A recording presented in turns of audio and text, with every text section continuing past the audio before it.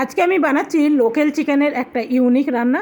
আমার ভীষণ ভালো লাগে, তাই আপনাদের সাথে শেয়ার করলাম। এখানে ছোট সাইজের চিকেন আছে, আর এটা হলো আতপ চাল গুঁড়ো। এটা গোবিন্দভোগ চালটা আমি একটু গুঁড়ো করে রেখেছিলাম।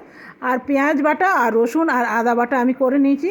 চিকেনটা একটুখানি তেলের মধ্যে ফ্রাই করে নেব, সাথে দিয়ে দেবো একটু গোলমরিচ গুঁড়ো। এখানে কোনো রকম কাশ্মীরি লঙ্কা বা ঝাল লাল লঙ্কা দেবো না, দেবো একটু গোলমরিচ গুঁড়ো।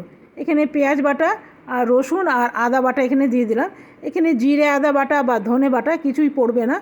দিয়ে দিলাম একটু গরম মশলা, দিয়ে চিকেনটা একটু সেদ্ধ হতে দেবো। দিয়ে দিলাম একটা তেজপাতা আর কভার লাগিয়ে দেবো। কিছুক্ষণ পর আমি ফিরে এলাম, দেখলাম চিকেনটা একদম সেদ্ধ হয়ে গেছে। এরপরে আতপ চাল যে গুঁড়ো করে রেখেছিলাম সেটাও দিয়ে দিলাম। এই রান্নাটা আপনারা বানিয়ে দেখবেন, দারুণ হয়। রান্নাটা আমার একদম রেডি হয়ে গেছে। তো চলুন, এটা আপনারা নামিয়ে নিলাম। আজকের মতন এখানে শেষ করলাম। ধন্যবাদ।